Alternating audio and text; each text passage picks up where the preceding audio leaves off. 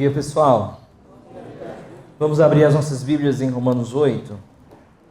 A minha ideia é que ontem nós começamos no capítulo 5 e hoje nós vamos entrar no capítulo 8 de Romanos. Nós vamos nos aproximar cada vez mais do texto do nosso acampamento. Então, hoje nós não vamos ver ainda o texto específico, mas nós estamos se aproximando dele, tá? Então é Romanos capítulo 8, verso 18, na verdade, verso 28 até o verso 30. Um texto bastante conhecido, acionado muitas vezes em tempos de sofrimento ou que alguma coisa ruim acontece. E Romanos 8, 28 e 30, ele é um texto importante para a nossa vida. Eu garanto que você talvez já saiba até decorado. Se não sabe decorado, é a sua oportunidade. Sabemos que Deus age em todas as coisas para o bem daqueles que o amam, dos que foram chamados de acordo com o seu propósito. Pois aqueles que de antemão conheceu, também os predestinou para serem conformes à imagem de seu Filho, a fim de que ele seja o primogênito entre muitos irmãos. E aos que predestinou também chamou, e aos que chamou também justificou, e aos que justificou também glorificou. Vamos orar mais uma vez, rapidinho, baixe sua cabeça. Senhor, nós te apresentamos esse momento, Senhor. E te pedimos que o Senhor trabalhe em nosso coração. Que as palavras da minha boca e o meditar do nosso coração sejam agradáveis a Ti. Em nome de Jesus, amém. Ontem nós vimos que Paulo, ele no capítulo 5 de Romanos, ele deseja fazer um ponto muito simples. Ele deseja mostrar que o Evangelho, ele se conecta à nossa vida diária e profundamente. Então no capítulo 5, Paulo ele vai meio que dizer o seguinte para nós. Olha, o Evangelho que eu prego te dá esperança. E o que significa isso? Significa que agora você vai andar de uma forma diferente. Você não vai andar em círculos. Você está indo para algum lugar. E ele vai chamar isso de esperança da glória. Esperança da glória. Por que ele não diz esperança de ver a Deus? Porque quando ele aciona a palavra glória, ele quer mostrar que é muito mais do que ver alguém. É experimentar tudo que virá. Então a ideia de Paulo é, você tem uma esperança, é uma esperança muito mais do que o aqui e o agora. Então, as pessoas colocam toda a esperança no relacionamento, colocam toda a esperança no emprego, elas vão colocando a esperança nessas coisas passageiras, e quando elas perdem isso, elas entram numa crise existencial muito mais do que simplesmente uma crise porque perdeu algo, parece que elas perderam a vida. O cristão é chamado para o desafio a não colocar sua esperança no simples instante, mas em algo eterno. Então Paulo ele vai dizer o seguinte, olha, o sofrimento de vocês agora também ganha uma nova perspectiva. Porque não é Deus tirando você do caminho, é Deus fazendo com que você permaneça mais no caminho. Porque na medida em que certas coisas são tiradas de você, o crente, a ideia de Paulo é que ele vai olhar mais ainda para a eternidade. Então se o sofrimento vem e ele tira algo de mim, eu percebo que as coisas aqui são muito castelo de cartas. E se são castelo de cartas, o meu olhar vai estar cada vez mais para Deus. É por isso que ele diz, olha, é por isso que o sofrimento, ele produz perseverança, perseverança o caráter aprovado, e o caráter aprovado produz o quê? Esperança. Por quê? Porque na medida em que eu entendo que as coisas daqui são passageiras, o meu olhar vai estar mais para aquilo que me espera. Então a ideia de Paulo é dizer o seguinte, o Evangelho mexe com o teu futuro por conta de algo que aconteceu no teu passado e agora te dá uma nova forma de viver no presente. Então o Evangelho, ele te direciona a tua história. O Evangelho não é só algo que você vem e crê, eu vou para o céu. Não é isso, o Evangelho é uma revolução na sua vida. É uma revolução de como você vê tudo. E a ideia de Paulo ali em Romanos capítulo 5 foi essa, ok. Agora em Romanos capítulo 8, eu quero mostrar para você o texto que nós lemos, que muitas vezes eu acho que se perde muito porque ele é visto fora do contexto. E de uma forma muito individualista. Deus age em todas as coisas para a minha vida, para a minha vida, para a minha vida. E ok, só que esse texto ele está num contexto maior. E quando você observa o contexto maior, as coisas vão ganhando mais clareza. Então, para entender o texto de Romanos capítulo 8, 28, eu quero voltar com você para o versículo 18. Olha aí na sua Bíblia. Mais uma vez, olha o versículo 18, como Paulo ele vai falar de futuro e presente também. Ele diz, Romanos 8, 18, considero que os nossos sofrimentos atuais não podem ser comparados com a glória que nos será revelada. Mais uma vez ele está olhando para o presente e apontando para o futuro. Olha, quando eu comparo as coisas da minha vida, aquilo que vai ser revelado nem se compara com os sofrimentos que eu passo hoje.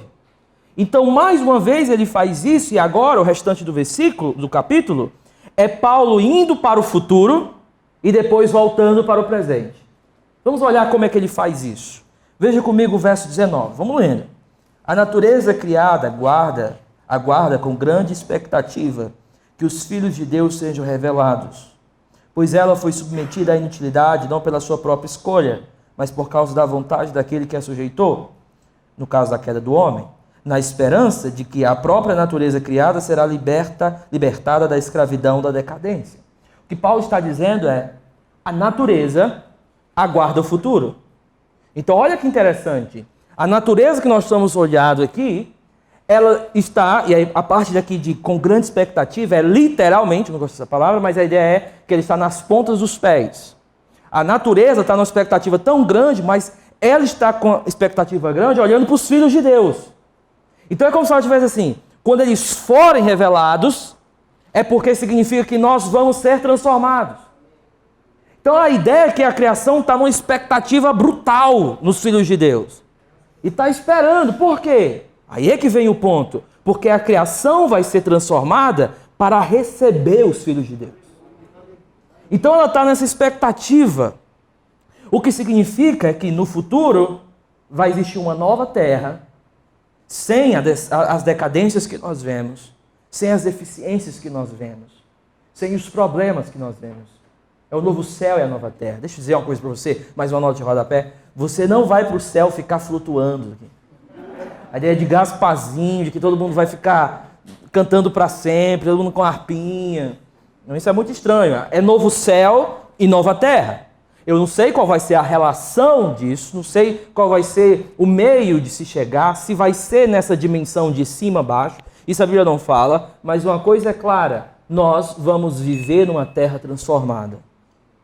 Uma vez eu estava aconselhando uma mãe, e ela tinha... o filho dela tinha sofrido um acidente muito pesado. E aí eu li esse texto para ela e ela disse assim, quer dizer que um dia as coisas vão ser transformadas, pastor? Você não vai viver para sempre assim. E o seu filho não vai ficar para sempre assim. Por quê? Porque no momento em que o corpo do seu filho for transformado, a criação que aguarda com grande expectativa também vai ser transformada. Então perceba, futuro, presente. Vamos continuar. Aí diz o seguinte, pois ela, ok, a gente já leu isso, de que a própria natureza criada, verso 21, será libertada da escravidão da decadência em que se encontra recebendo, perceba, a criação vai receber os filhos de Deus, a gloriosa liberdade dos filhos de Deus.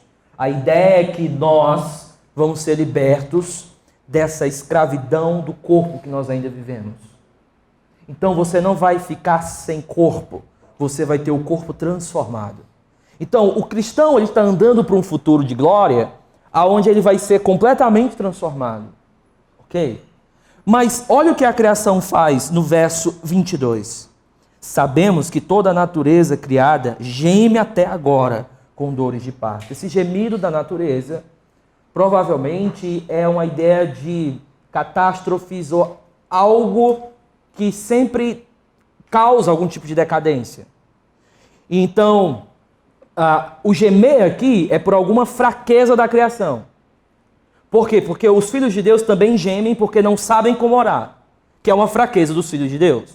Então o gemido aqui não é um gemido só de expectativa, mas um gemido de fraqueza. Então a ideia é que a criação ela está constantemente na expectativa e em decadência, na expectativa e em decadência. Quando você vê essas catástrofes que nós chamamos de naturais, é uma espécie de a criação assinalando para os filhos de Deus que ela está em decadência e ela geme esperando que as coisas não fiquem assim para sempre.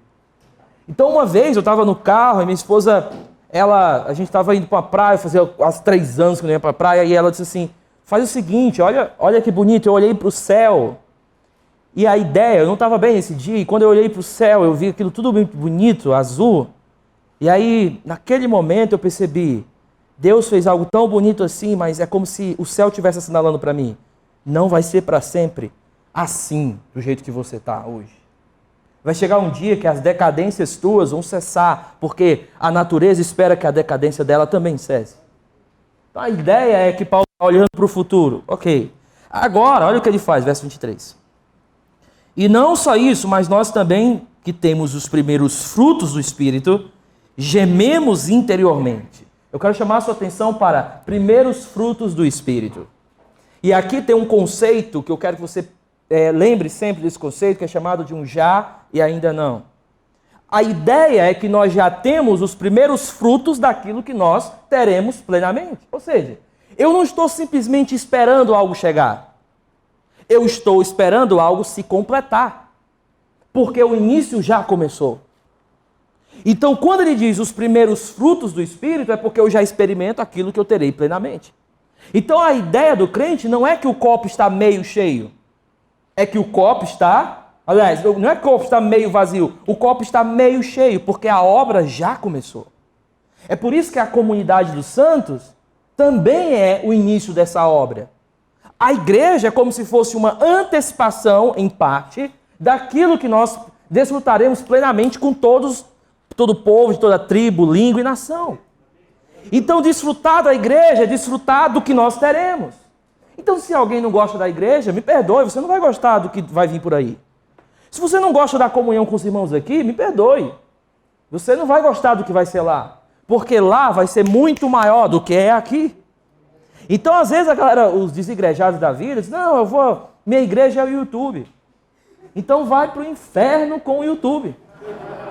Porque você não vai gostar do céu. Porque você não vai querer o novo céu e a nova terra. Por quê? Porque lá é cheio de povo de toda tribo, língua e nação, cantando ao Senhor, adorando ao Senhor. É um povo santo que vai se reunir. Lá é assim. Então a ideia aqui de Paulo é: Deus já me deu parte daquilo que eu terei plenamente. O Espírito Santo. Agora, o que é que o Espírito Santo faz? Veja comigo. E não só isso, mas nós também temos os primeiros frutos. Gememos interiormente, esperando ansiosamente nossa adoção como filhos, a redenção do nosso corpo, pois nessa esperança fomos salvos. Mas a esperança que se vê não é esperança. Quem espera por aquilo que está vendo?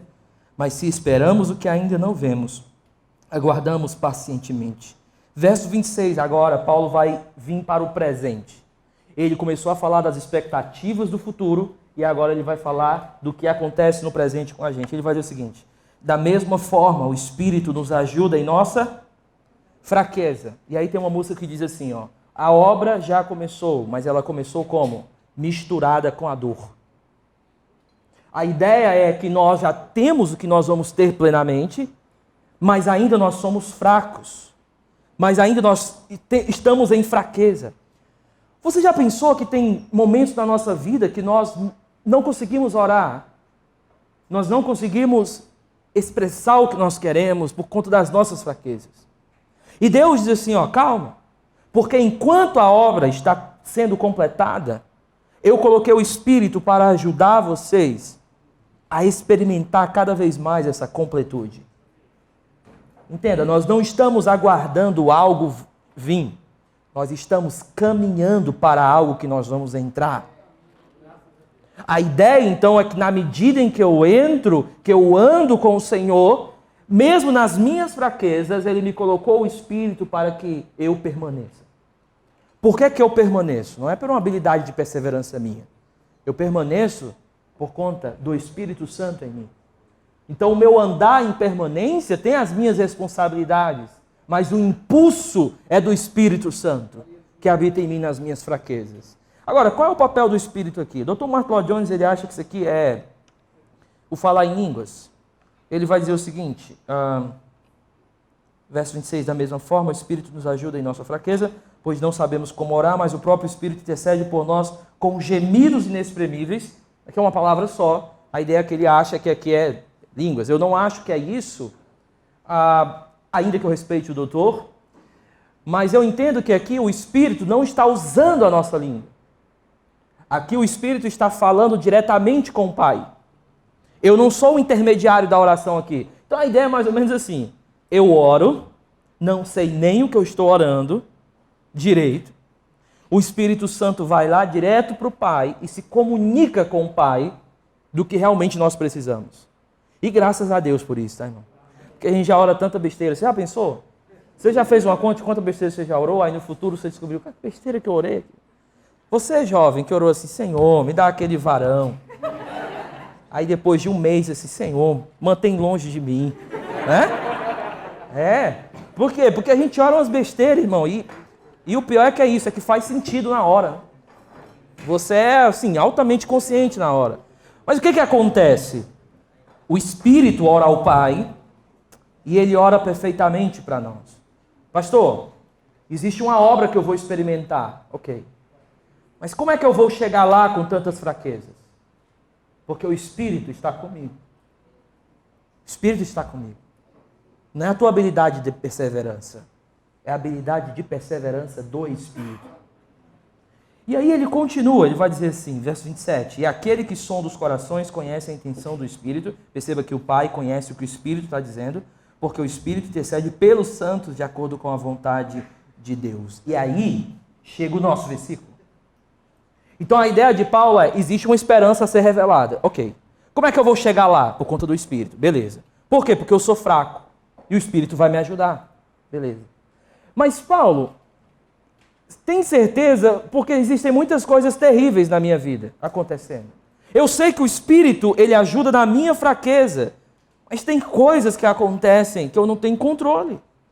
E se até lá alguma coisa acontecer e eu me perder do caminho, ou alguma coisa vir externa a mim e de alguma forma me tirar? E se acontecer um sofrimento, alguma coisa, e daqui a pouco eu me perco no caminho, o que eu faço? Aí vem o capítulo 28. E a ideia do versículo 28, é Deus age em todas as coisas.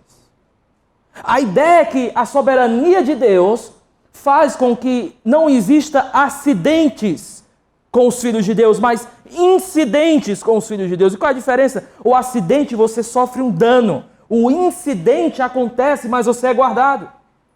E a ideia é que, com a soberania de Deus, Deus age em todas as coisas, Deus está orquestrando todas as coisas para que tudo chegue ao propósito da glória. Não é só para você se dar bem nessa vida, entende? O ponto do texto, ele não está tão preocupado com os teus planos do aqui. Ainda que eles também sejam regidos por Deus, mas é para um propósito bem maior. Vamos ler o texto, verso 28. Sabemos que Deus age em todas as coisas para o bem daqueles que amam a Deus, dos que foram chamados de acordo com o seu propósito. Que propósito? A galera diz assim, é de ser um grande empresário, de ser um coach de sucesso, de vender cursos. Desculpa se você, eu já estou falando de coach 2 vezes aqui, se você for um coach, me perdoa. A gente pode subir deixa para lá. Vai falar de uma montanha. E ele diz no verso 28, mas beleza, Deus age em todas as coisas, Deus é soberano em todas as coisas, para o seu propósito final. Mas por que ele faz isso? Agora atenção, porque o plano de Deus não é simplesmente algo... Veja comigo agora o que ele vai fazer. Verso 29.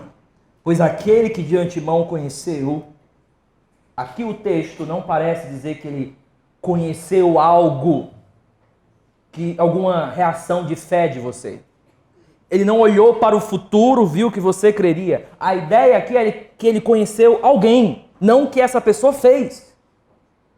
Ele conheceu alguém. Agora, ele não só está dizendo que Deus é presciente, conhece todas as coisas. Porque aqui ele está dizendo que ele conheceu o povo dele, ou uma pessoa, um filho dele, ele conheceu pessoalmente. Então aqui ele não está falando de presciência em geral, ele está falando de presciência específica. E presciência específica é mais de conhecer você antes de você nascer, é ter algum tipo de relacionamento com você antes mesmo de você nascer. Então a ideia aqui é que ele conheceu e ele fez o quê? Ele, ao te conhecer, eu me perdi, conhecer, também ele os predestinou. A ideia é, eu peguei aquelas pessoas que eu conheci por graça e agora eu coloquei eles dentro do meu plano soberano para que todas as coisas terminem como eu quero, porque eu sou soberano. A ideia de Deus é isso. Aí você pode dizer, pastor, mas essa palavra predestinação é tão forte. Deixa eu dizer uma coisa para você. A palavra predestinação, eleição, sempre aparece em contextos, a maioria das vezes, positivos na Bíblia. A ideia nunca é para você ir atrás do que a Bíblia não está revelando. Às vezes você pergunta, mas e fulano, mas e ciclano, mas Deus faz isso, mas a Bíblia não revelou isso. Isso são aquele tipo de coisa que a Bíblia ficou em silêncio, mas não é só simplesmente para você dizer assim, ó, deixa para lá, eu não quero saber disso. Quando a Bíblia te coloca em silêncio para certas coisas, é para que você adore na sua ignorância. É por isso que em Romanos capítulo 11, Paulo termina com a doxologia. Por quê? Porque ao dizer assim, quem conheceu a mente do Senhor? Não sei, mas para ele, dele, todas as coisas são para ele e tal, porque é adoração. Então, a ideia de Paulo não é que você deve, de alguma forma, dizer o seguinte, eu vou deixar para lá porque eu não sei. A ideia de Paulo, adore porque você não sabe. É um silêncio doxológico de alguém que entendeu que não é Deus, de alguém que entendeu que não sabe todas as coisas, de alguém que entendeu que Deus é tão soberano que ele não perde nada do controle, e alguém só resta adorar diante do trono.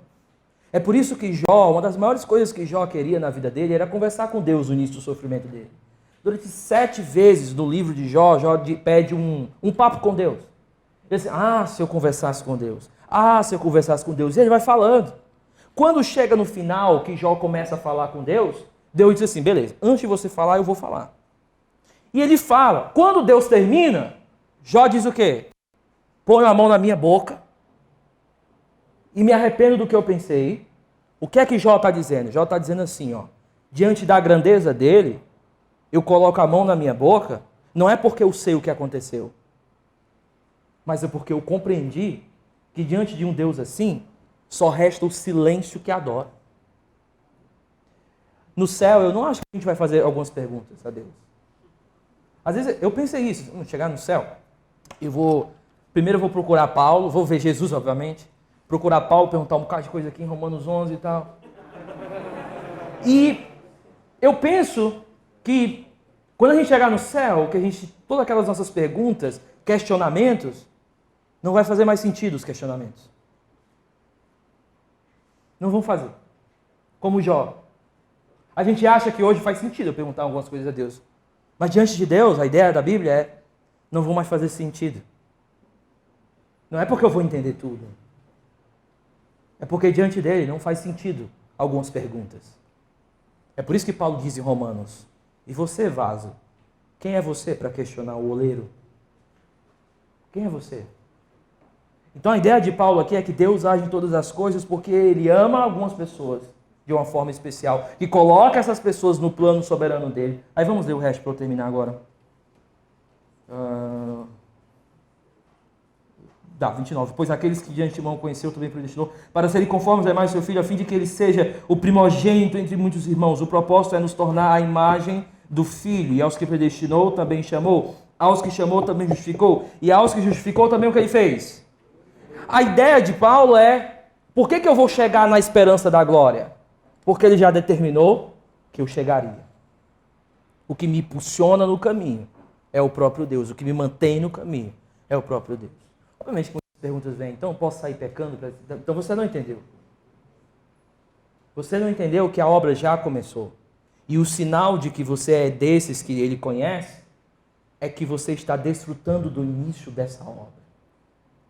Então, o ponto do nosso texto e o propósito de eu vir aqui, propriamente vocês, o tema é o amor de Deus, mas eu quero que você compreenda que para chegar no nosso versículo 38, você tem que entender que Deus tem um plano muito maior do que você mesmo.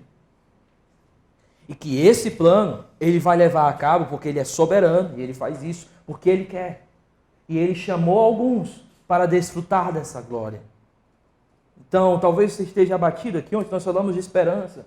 Eu quero mostrar para você que existe uma esperança muito maior do que as tuas desesperanças. Eu não quero te dar uma pílula para você simplesmente sumir com as tuas desesperanças. Eu quero que você lute com as tuas desesperanças, com a esperança da glória. E que seja uma luta em que você canse, mas que os teus olhos permaneçam lá, mesmo quando tem dias que você vai olhar para baixo. Mas eu estou olhando para a glória, eu vou sofrer aqui e vou olhar para a glória, porque é para isso que ele me chamou. É por isso que a vida aqui, querido, é tão curta. É tão curta, será que vale a pena gastar a vida com besteira? Tendo em vista o que me espera, o que me aguarda? Se a vida é tão curta, eu vou me entregar para algo que vale a pena, porque um dia eu vou entrar na esperança da glória, como um bom soldado, acabar a carreira e desfrutar de tudo aquilo que Deus preparou para mim. Lute com as tuas desesperanças, sabendo que Deus é quem orquestra todas as coisas. Vamos orar. Senhor, nós te agradecemos por quem Tu és. Tua grandeza, Tua maravilha, Teu amor, Teu olhar para gente como a gente. Senhor, muito obrigado por tantas promessas maravilhosas. Para olharmos para a criação que nos rodeia e perceber que eles estão na expectativa de que um dia seremos transformados. Senhor, que também existe essa expectativa no nosso coração. Uma expectativa de que um dia as coisas não serão mais assim. De que a obra que já começou misturada com a dor, um dia essa mistura vai acabar. E nós desfrutaremos plenamente aquilo que já começou. Então nos ajuda a desfrutar daquilo que nós já temos, esperando ainda não que um dia teremos. Porque nós queremos, Senhor, a completude daquilo que já começou. Que o nosso Maranata não seja escapismo.